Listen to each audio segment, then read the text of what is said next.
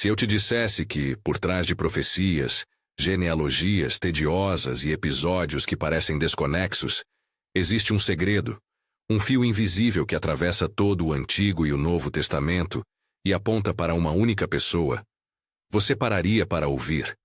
Não é teoria conspiratória nem jogo de interpretações acrobáticas. É uma maneira de ler a Bíblia que revela padrões, imagens e gestos que se repetem como ecos, convidando o leitor a perceber que, desde a arca até o último profeta, há sinais que convergem para Cristo. Antes de seguir, uma palavra sobre método. O que chamamos aqui de tipo ou sombra não é mágica hermenêutica. É reconhecer que em vários textos do Antigo Testamento, pessoas, objetos e eventos possuem uma função narrativa que aponta para algo maior. O Novo Testamento mesmo, em diversos trechos, lê o passado dessa forma, com autores que veem acontecimentos anteriores como prefigurações. Portanto, quando eu disser que Isaque, ou a serpente de bronze, ou a arca de Noé são tipos de Cristo, estou dizendo que há conexões literárias e teológicas plausíveis e historicamente presentes nas leituras bíblicas. Não estou inventando imposições, nem propondo provas históricas incontestáveis. O que quero fazer com você é simples: mostrar 9 cenas que, uma a uma, brilham como faróis num mapa antigo.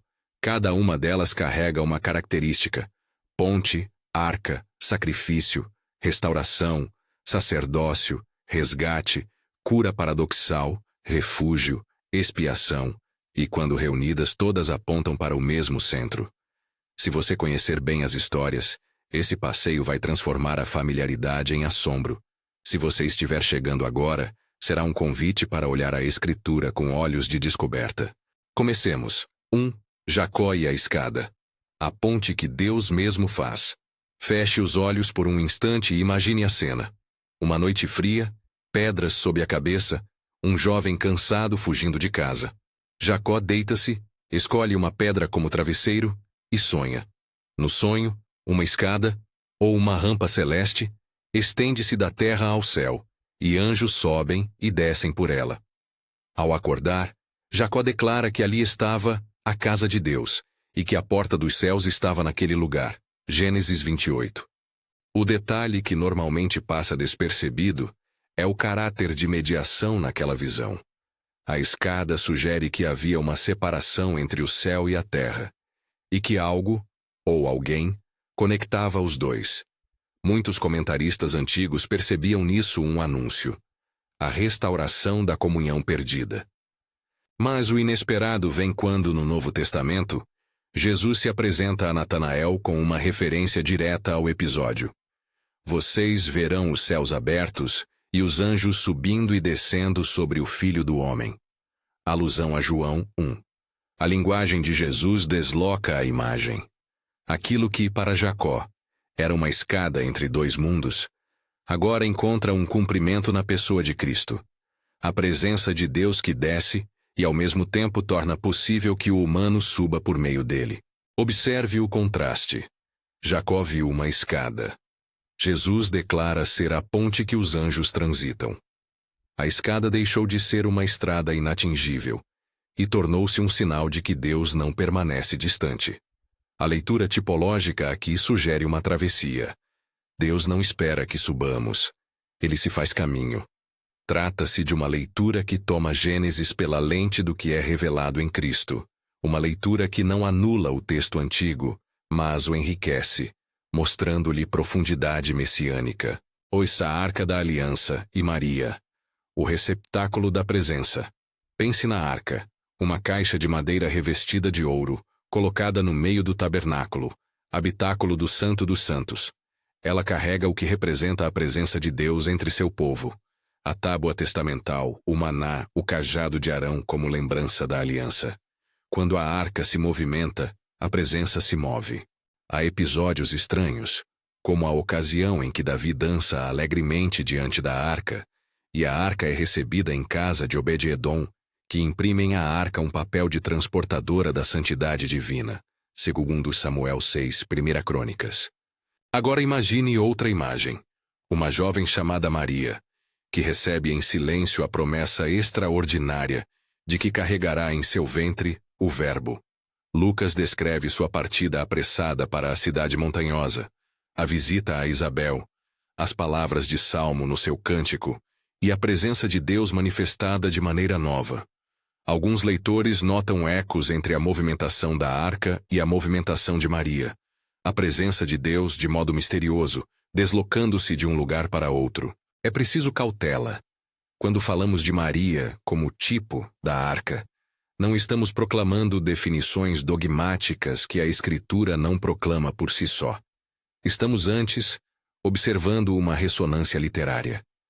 Lucas parece, em sua redação, colocar Maria numa sequência de gestos e palavras que lembram a antiga história da presença divina que viaja em uma arca. Uma leitura possível é que, assim como a arca trazia consigo a referência tangível da revelação, Maria tornou-se o receptáculo humano de uma presença ainda mais plena. A encarnação do Verbo. Dizer que Maria é como a arca é reconhecer uma figura narrativa que ajuda a interpretar o mistério da encarnação sob a luz do Antigo Testamento.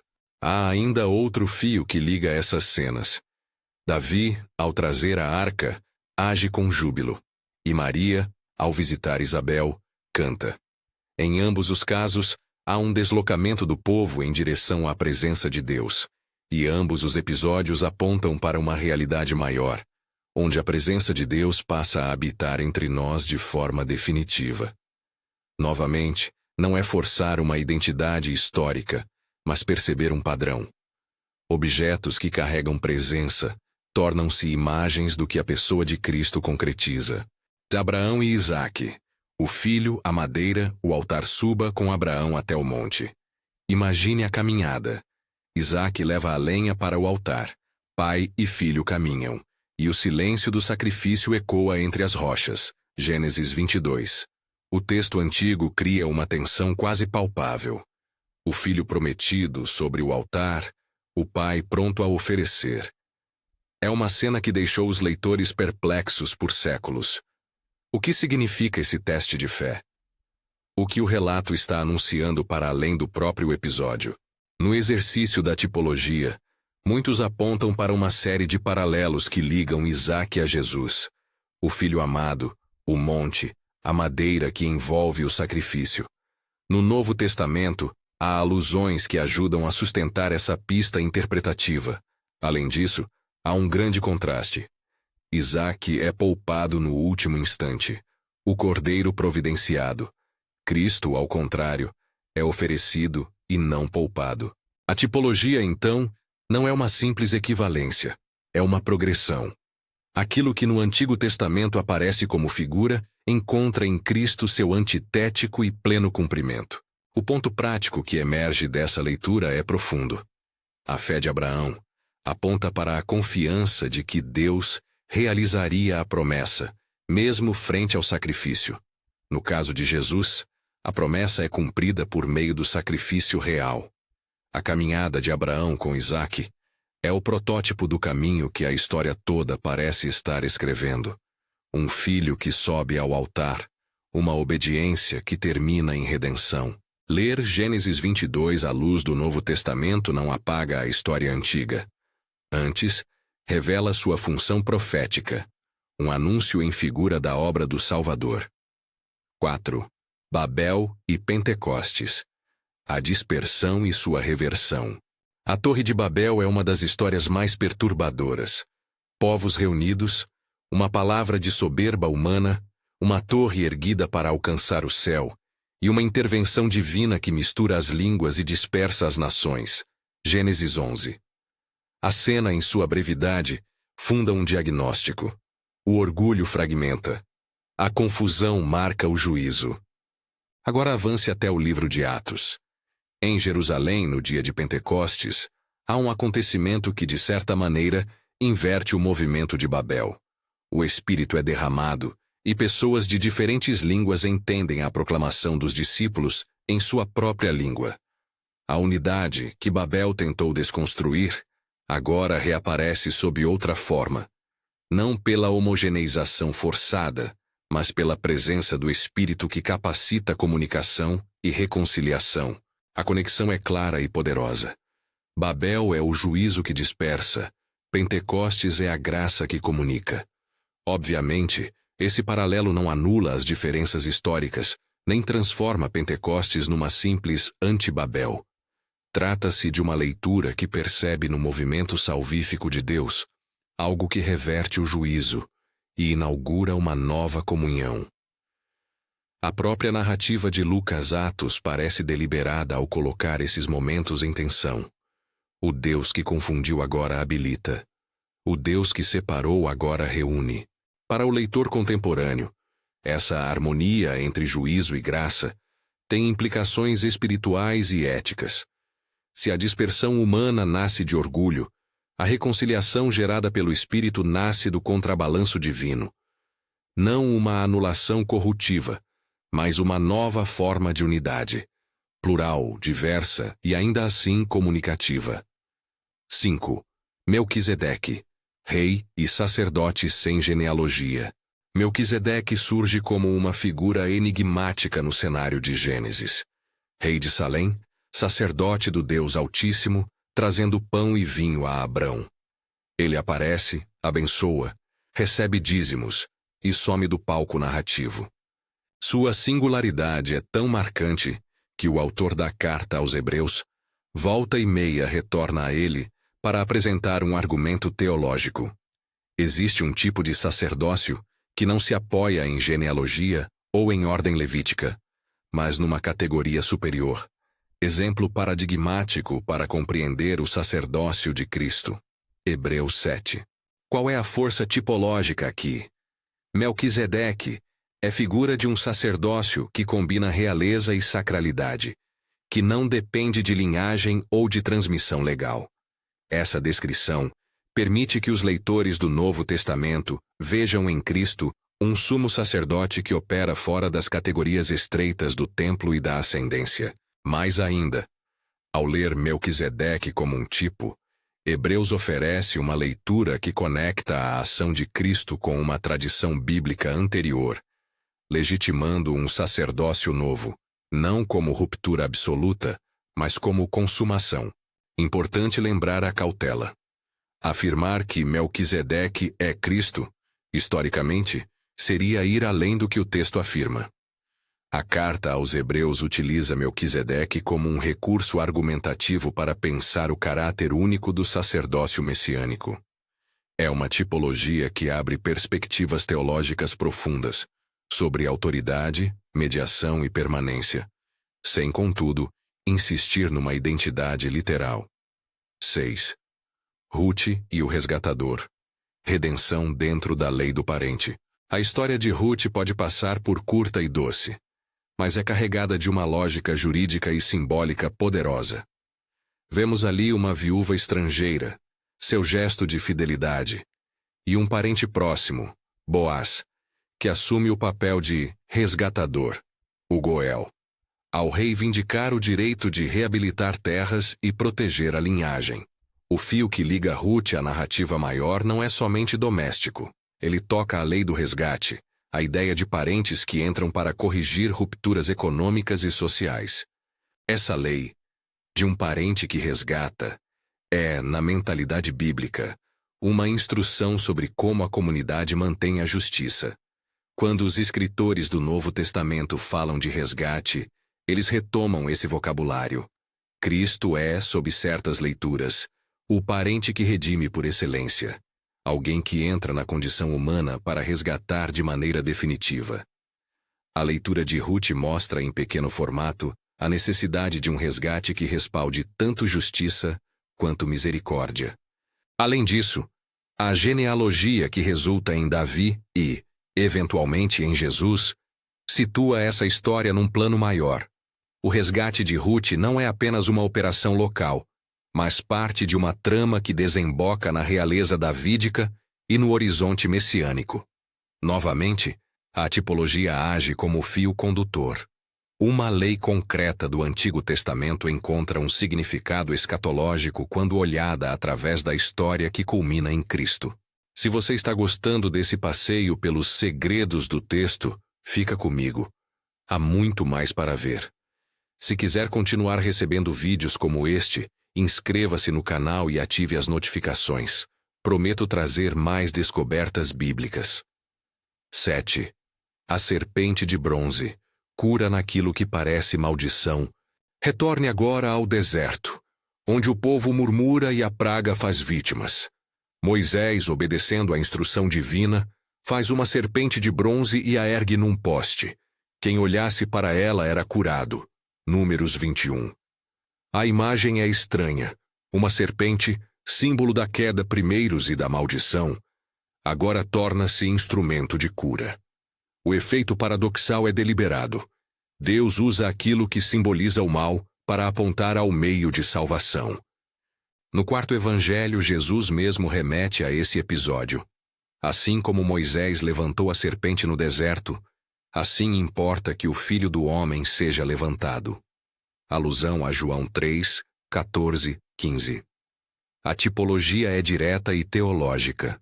O levantamento da serpente prefigura a elevação de Cristo.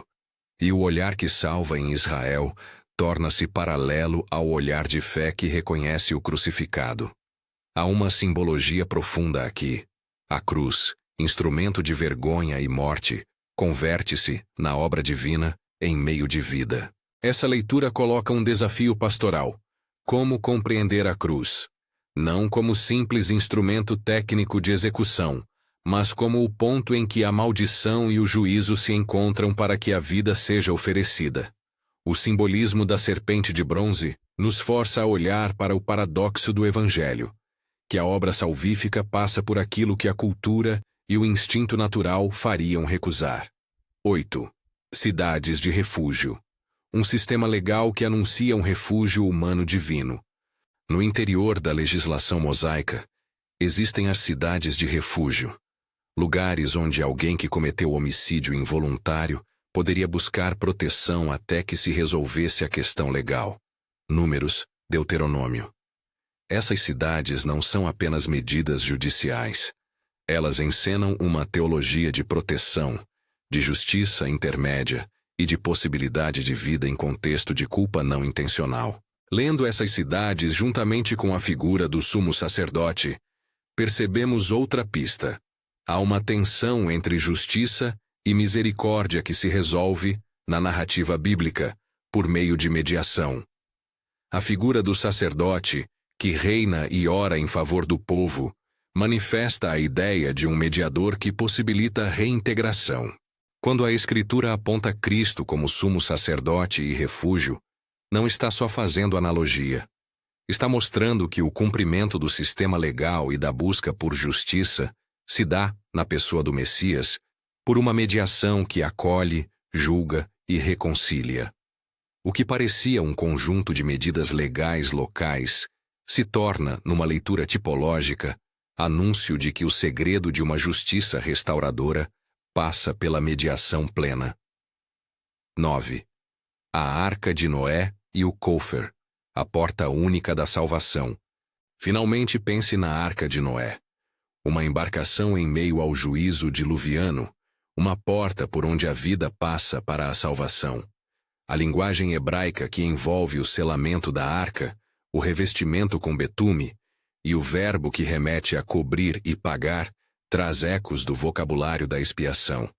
Algumas leituras observam afinidades linguísticas entre termos como Kofer, Kippur. A arca, portanto, funciona como um lugar selado e protegido, o único caminho fora do juízo. Quando a Escritura do Novo Testamento fala de salvação, de porta e de passagem, encontra uma ressonância nessa imagem antiga.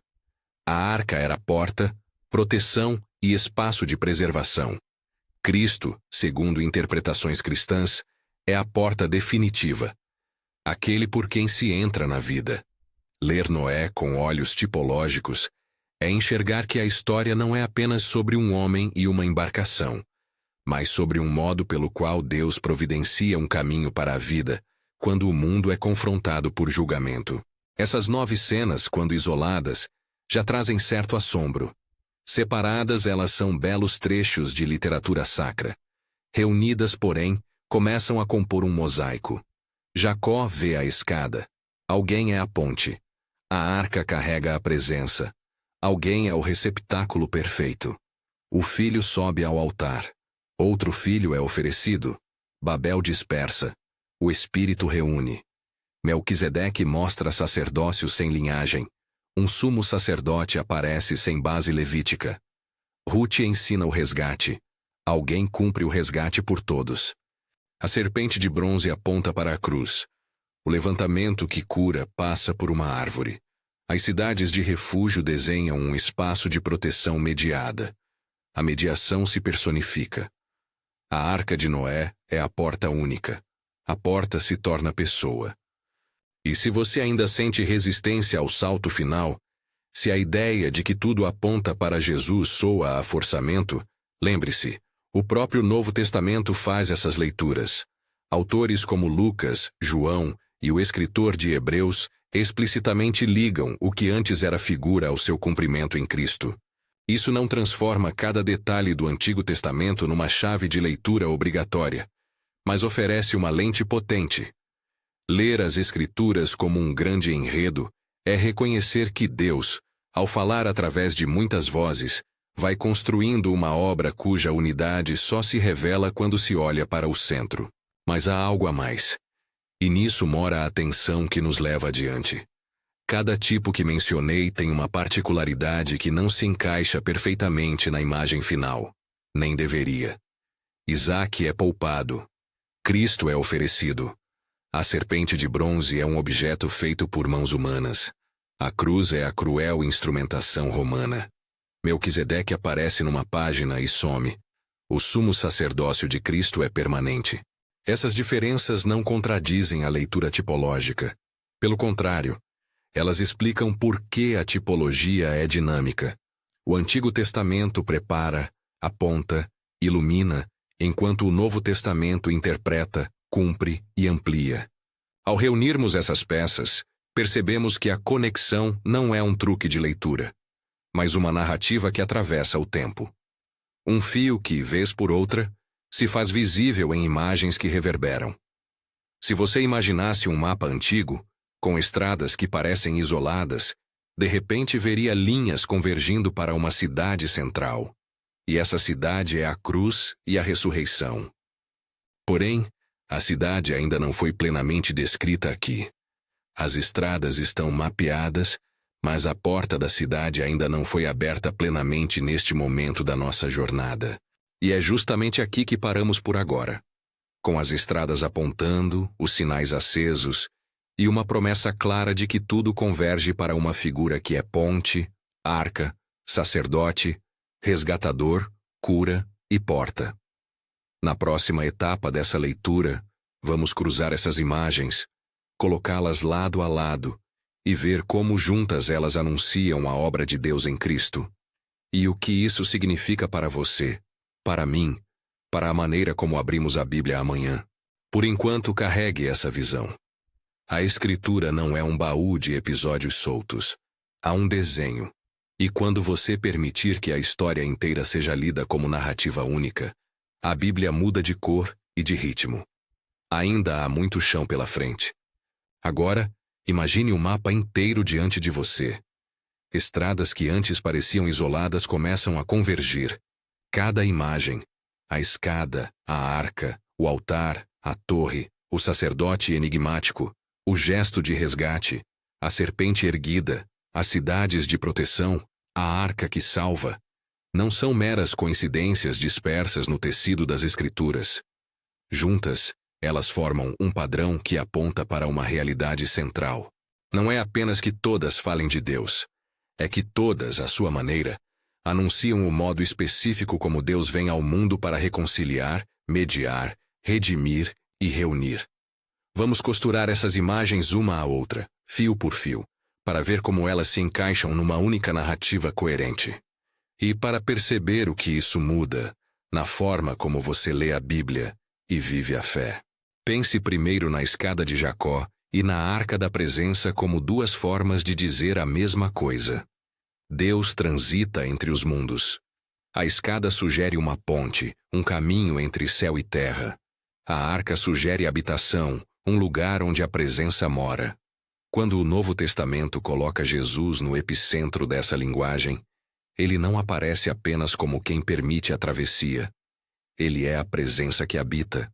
Aquele que é a ponte também é o lar. Em João, ver os céus abertos e os anjos se moverem sobre o Filho do Homem conecta a imagem do movimento com a pessoa presente. Assim, a escada e a arca não competem. Elas se complementam. Uma enfatiza o atravessar, a outra enfatiza a habitação. Cristo é ambos. Ele faz o caminho e entra conosco no caminho. Aprofunde esse nó juntando o altar de Abraão e a serpente erguida no deserto. Ambos mostram como o encontro com o juízo pode tornar-se fonte de vida quando passa pelo meio certo. Isaque subindo com a lenha e a serpente erguida no poste são imagens em que a madeira aparece associada a perigo e a salvação, ao mesmo tempo. O Antigo Testamento apresenta esses momentos como pistas narrativas, e o Novo Testamento lhes dá uma leitura que concentra tudo em Cristo. A tragédia potencial do altar transforma-se no ato redentor pleno. Aquilo que causaria morte, quando colocado intencionalmente nas mãos de Deus, torna-se canal de cura. Nesse movimento, o que antes era contraditório, o instrumento de execução e a causa de salvação, se acolhe numa única verdade. A salvação passa pelo sacrifício, por aquilo que, aos olhos do mundo, é uma derrota. Agora junte Melquisedeque e o Goel das narrativas de Ruth e de Boaz. Melquisedeque introduz uma categoria sacerdotal que não se baseia em genealogia. O Goel apresenta o parente que resgata. Colocados lado a lado, ambos apontam para uma mediação que combina autoridade e compaixão. O sistema levítico fala de funções, genealogias e rituais. As histórias tipológicas mostram que, ao fim, o que a lei exige, justiça, mediação, resgate, encontra sua resolução na pessoa que é, simultaneamente, rei e mediador. Hebreus usa Melquisedeque para articular isso teologicamente. Cristo é sacerdote de uma ordem que não se apoia apenas no sangue ancestral, porque sua mediação possui autoridade ontológica distinta. O Goel, por sua vez, ajuda-nos a ver essa mediação não como abstração teórica, mas como um gesto que entra na vida dolorida do outro para reconstituir futuro, linhagem e dignidade. Em outras palavras, o sacerdote que permanece e o parente que paga a dívida são modos de pensar a mesma obra de reconciliação. A Torre de Babel e o Pentecostes atuam como polos opostos que definem a ação reconstituidora de Deus sobre a história humana. Babel expõe a tendência humana ao orgulho que fragmenta. Pentecostes, narrado em Atos, mostra o Espírito reunindo, habilitando comunicação e missão. Importa observar a diferença. Deus não anula a diversidade. Ele reconcilia a diversidade para um propósito comum. A unidade inaugurada pelo Espírito é plural e comunicativa, precisamente o antídoto do isolamento orgulhoso que Babel produziu. Ler esse par como causa e efeito narrativos revela que o projeto redentor de Deus inclui restaurar a comunhão sem apagar as diferenças, e que isso se torna, no Novo Testamento, a base para a missão. O Evangelho atravessa línguas e culturas porque a reconciliação divina propõe uma nova forma de convivência humana. A Arca de Noé, com sua porta selada, e o vocabulário de expiação, lembrado por leitores que observam afinidades entre termos como kafar, kofer, enfatizam a ideia de um acesso protegido a uma vida nova frente ao juízo. A arca é um microcosmo do modo pelo qual Deus realiza a salvação em meio ao julgamento. Não contradição, mas provisão. Quando combinamos essa imagem com a porta que Jesus declara ser, a metáfora da porta entra no discurso evangélico, temos um padrão. A salvação bíblica não é um conjunto de medidas técnicas, mas uma via que salva por entrada e mediação. A arca prova que há um lugar seguro que separa os que vivem dos que sucumbem. A porta de Jesus é essa mesma lógica, agora personificada. Todas essas imagens convergem também em sua dimensão sacramental. O pão e o vinho de Melquisedeque, o maná dentro da arca, o gesto de Abraão, cada um contém um elemento de comida, de oferta, de troca simbólica que comunica presença e sustento. O Evangelho incorpora essas ressonâncias no sacramento. O ato de comer e beber remete tanto ao sustento quanto à comunhão com a pessoa que é mediadora. Assim, tipologias não são meros jogos de sombra. Elas prefiguram formas concretas de participação na obra que Deus realiza. Há, além disso, uma coerência moral e pastoral que brota dessa leitura unitária. Ver a Bíblia como enredo único muda nossa abordagem à ética e ao sofrimento. Quando a serpente de bronze nos lembra que o instrumento da maldição pode ser transformado em meio de cura, aprendemos que o trauma do mundo não é o fim do texto. Ele é o palco onde Deus pode trabalhar redenção. Quando as cidades de refúgio mostram um sistema que protege o involuntário, aprendemos que a justiça divina não é apenas punir, mas também prover caminhos de reintegração. Isso transforma nossa concepção de misericórdia. Não é contradição à justiça, mas sua concretização justa. Há também uma lógica narrativa que nos ajuda a compreender por que o Antigo Testamento insiste em detalhes estranhos. Itens aparentemente inúteis, repetições, pequenas cenas que não serviriam apenas para preencher páginas. Esses elementos funcionam como ímãs teológicos. Pequenos pesos que atraem, no tempo, leituras que os reconhecem como prenúncios. A madeira carregada por Isaque, a dança de Davi, o cajado de Arão, a porta da arca. Todos esses detalhes mantêm ressonâncias que o leitor canônico começa a ouvir como notas de uma melodia só. A fé cristã, lida dessa forma, percebe nessa melodia a presença deliberada de um compositor que trabalha a longo prazo. Mas precisamos manter a humildade hermenêutica. Dizer que a Bíblia se organiza em torno de Cristo não é retirar significado às partes.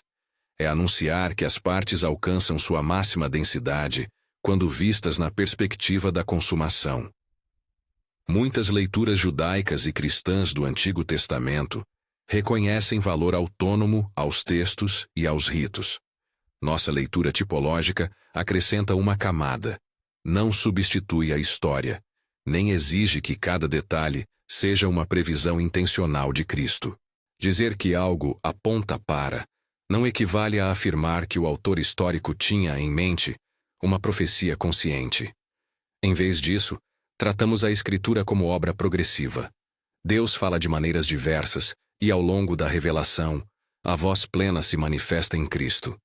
Segue daqui uma pergunta prática e inevitável. E agora, o que eu faço com esse segredo? Como essa compreensão altera minha leitura e minha vida espiritual diária? Primeiro, mude o hábito de abrir a Bíblia buscando apenas versículos soltos. Procure as linhas narrativas. Leia a história como história, não como um catálogo de textos isolados. Habituar-se à leitura canônica, perceber como os textos antigos ressoam nos textos posteriores. Treina o olhar para as sombras que se tornam claridade em Cristo. Segundo, aprenda a reconhecer sinais. Preste atenção a repetições estranhas, objetos fora do lugar, números recorrentes, frases que saltam. Esses sinais são pistas que convidam à investigação. Anote-os. Compare passagens correlatas. Pergunte: onde mais aparece essa imagem? Como o Novo Testamento lê isso? Essa prática transforma a curiosidade em compreensão e evita leituras superficiais. Terceiro, consulte a tradição e o diálogo acadêmico com espírito crítico e piedoso. Muitos dos paralelos que mencionamos têm raízes em leituras antigas, patrística, midrash, exegese rabínica e comentários modernos. Use essas fontes como mapas auxiliares. Não as aceite sem questionamento, mas não as descarte precipitadamente. O conhecimento histórico-literário ajuda a discernir entre leituras artificiais e leituras plausíveis. Quarto, permita que o Cristo central molde sua vida. Ver a Escritura como convergente em Cristo Não é mero exercício intelectual. É convite existencial. Cristo como ponte, arca, sacerdote, resgatador e porta, tem implicações práticas. Confiar no caminho que ele abre. Buscar refúgio em sua mediação. Aceitar o preço do resgate já pago. Olhar para o crucificado como fonte de cura. Isso se traduz em oração, que não pede que Deus mude a realidade pelo simples desejo, mas que reconhece uma esperança sustentada por uma obra realizada e em curso. Quinto, participe da comunidade que lê assim. A leitura tipológica floresce em diálogo. Liturgia, pregação e estudo em comunidade ajudam a perceber nuances que um leitor isolado pode perder. A Igreja histórica nos dá vocabulários, metáforas e práticas que preservam esse tipo de leitura. Não se isole na descoberta. Compartilhe-a. O segredo se revela melhor quando é testemunhado. Voltando à imagem do mapa. Imagine agora que cada fio vermelho, escada, arca, altar, torre, sacerdote, gesto de resgate, serpente, cidade de refúgio, arca de madeira, converge não apenas em um ponto, mas em uma pessoa. A cruz é a nó que liga fios de diferentes direções. A ressurreição é a abertura da cidade que essas estradas apontavam. Lida dessa maneira, a cruz deixa de ser um objeto isolado de devoção e torna-se o ponto de cruza de todo um enredo. É por isso que as Escrituras podem se permitir repetições e silêncio, porque agem como um eco que só encontra sentido pleno na consumação da história. Há, entretanto, uma dimensão escatológica que não podemos ignorar. Ler tipologicamente também nos coloca diante do ainda não. Muitas sombras e tipos alcançam sua plenitude e, ao mesmo tempo, anunciam algo ainda em curso. A Arca de Noé salvou por um tempo. As cidades de refúgio protegeram enquanto havia leis e sacerdócio. O sacerdócio de Melquisedeque aponta para uma permanência que, em Cristo, inaugura um tipo novo. Assim, o segredo que conecta toda a Bíblia aponta para um Cristo que já realizou, que agora reina e que, na teleologia bíblica, vem consumar. Nossa esperança vive nessa tensão. O cumprimento já veio, mas a consumação está por vir. Ler a Bíblia com esse horizonte nos mantém em pé numa espera ativa e missionária. E o que dizer dos textos difíceis? Há passagens no Antigo Testamento que, lidas assim, continuam exigindo honestidade. Narrativas de violência, ordens legais que soam estranhas, juízos que perturbam. A visualização de um fio vermelho não elimina a necessidade de crítica e atenção pastoral. Ao contrário, enxerga esses textos no contexto de uma história que culmina em reconciliação. Isso não é desculpa para ignorar questões éticas ou teológicas. É convite para enfrentar essas dificuldades com mãos firmes, olhos humildes e coração aberto. Tipologia cristã precisa de responsabilidade hermenêutica. Acolher o texto em sua complexidade e tratar as sombras e as luzes com a seriedade que merecem. Chegamos então ao ponto que prometi revelar. O segredo que conecta toda a Bíblia. Não é uma chave mágica para desmontar toda dificuldade textual. Não é uma fórmula que rende leitura incontestável. É, isso sim, uma lente poderosa. A leitura que identifica em Cristo a centralidade narrativa e teológica de toda a Escritura. Essa lente transforma a percepção. Onde antes havia fragmentos, agora vemos trama. Onde havia episódios isolados, vemos um propósito. Onde havia símbolos soltos, percebemos uma orquestra. Em termos simples e humildes, a Bíblia, lida em sua totalidade, aponta para Jesus, como caminho, presença, oferta, sacerdote, salvador e cidade de refúgio. Feche os olhos por um momento e imagine de novo o mapa. Perceba o peso das estradas. Veja como elas não se anulam, mas se confirmam mutuamente. Cada tipo preenche uma faceta da pessoa e da obra de Cristo. A ponte nos lembra do acesso, a arca da habitação, o altar do preço, o sacerdote da mediação, o resgatador da restituição, a serpente da transformação paradoxal, as cidades de refúgio, da proteção legal. a Arca de Noé, da preservação. Juntos, esses elementos compõem uma visão de salvação que é complexa, profunda e, ao mesmo tempo, pessoal. Uma salvação que atinge tanto as estruturas quanto os corações. Agora, um convite final. Leia a Bíblia assim por algumas semanas. Escolha um livro do Antigo Testamento e a cada passagem estranha pergunte-se: onde mais vejo isso? Como o Novo Testamento lê essa imagem? Faça anotações, compartilhe com um amigo, leve essas observações ao estudo bíblico da sua igreja. Você não precisa transformar cada descoberta em dogma. Apenas permita que sua imaginação teológica seja moldada por essa perspectiva. Perceba como a cruz ganha novos contornos. Note como detalhes antigos, antes monótonos, começam a brilhar. Se este passeio despertou algo em você, faça uma coisa simples agora. Compartilhe esta visão com alguém que também ama as Escrituras. A descoberta cresce quando é partilhada. O sentido aumenta quando é conversado. E se quiser continuar essa jornada comigo, curta este vídeo. Compartilhe com quem precisa ouvir essa palavra e assista ao vídeo na tela sobre as 11 partes mais estranhas da Bíblia. Lá eu aprofundo leituras e mostro como identificar tipos por conta própria. Que você abra a Bíblia amanhã com olhos diferentes e encontre nas páginas antigas o mesmo Salvador que as atravessa e as ilumina.